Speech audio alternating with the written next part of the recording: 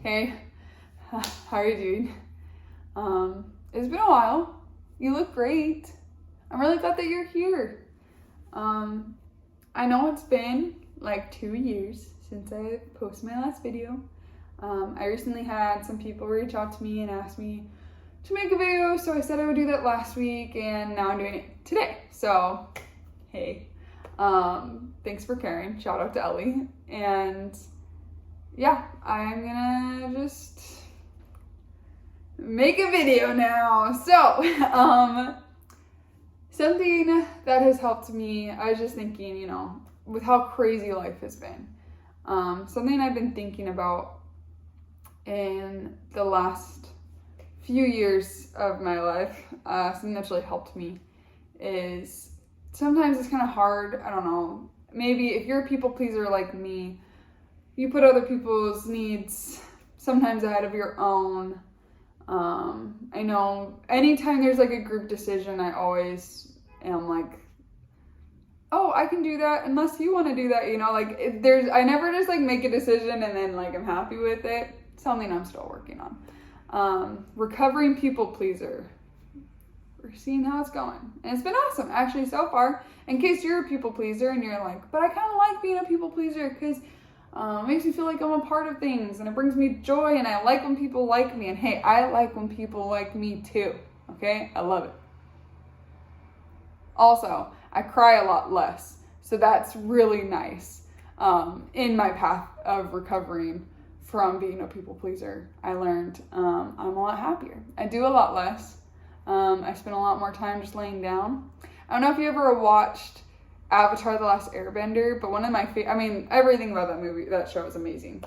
But I remember there's that one episode when, spoiler alert, because if you haven't seen it, come on, is when Zuko is starting to go through this process of like not being really sure if he wants to be, the good guy or the bad guy anymore. And so, and then he like sleeps, I think, for like 2 days or something. And I've had that, not necessarily sleeping for 2 days, but it like changing who you are is exhausting, and like really looking at the patterns in your life and everything, it's super draining. Setting boundaries when you're not good at setting boundaries is a knockout. And it's scary. There are times when I'll say no to something and I'm like, is that okay? Like, I'm just so afraid of like other people not loving me because I'm useful. And I think, and I'm not saying anyone has ever said anything bad to me or that anyone has ever had the wrong, everyone has always had like their heart in the right place when they've said things like, Sarah, you're so easy to love because you're so like easy, or, things like that. Or maybe they didn't even say that, but that's kind of just how I interpreted it. And so it's scary for sure. When you have your own boundaries, because then you do have that thought of like, are people still going to love me if I'm not as easy to love? Because I don't just do whatever they ask me to do. Because I don't really have my own opinions, or if I do, I don't really share them. And that's hard. And it is. But I also know that I cry a lot less lately. So that's awesome. I might be kind of tired because I'm setting boundaries. But I also am a lot happier in general. And I know that because the other day I had a bad day and I was just really down. And I was like, oh yeah, I used to be like this all the time. And people don't know that. Because you might be like, wait, Sarah, I've always known you and you've always just been really happy. Well, yes.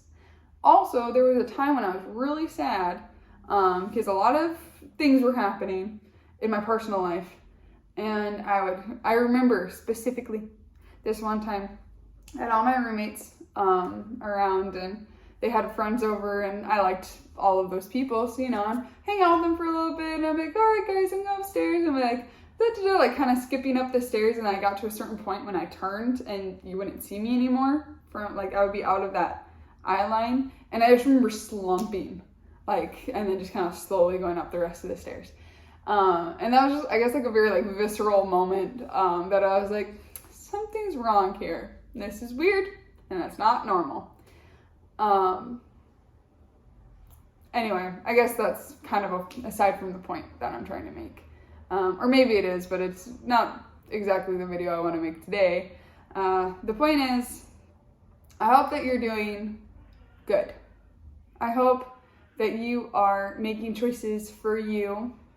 You can definitely still make other people happy by being yourself. And not only that, if you do have boundaries, then if you have really cool people that support them, then you know you have a good friend. And if you set a boundary and someone's weird about it, then you know you don't want to spend time with that person, because why would you be? I remember, I just love telling you guys stories of my life, because my life is weird sometimes. But I remember this one time, I told someone I needed space from them, and they were texting. You know, super mature way to handle it, but also it was what it was.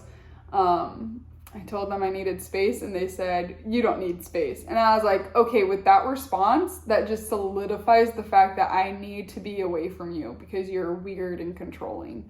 And that's one of the scary things about being a people pleaser is, like I said, you might lose people in your life when you start setting those boundaries and when you start having, not having an opinion, because I know you got one. I know you have an opinion, and it's okay to share it, because like I said, the right people are going to respect it and think it's awesome.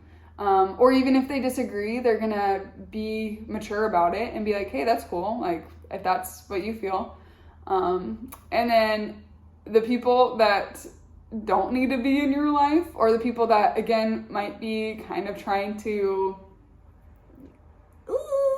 I don't want to say control you in case your situation is different. Because I know sometimes I get really passionate about things like that.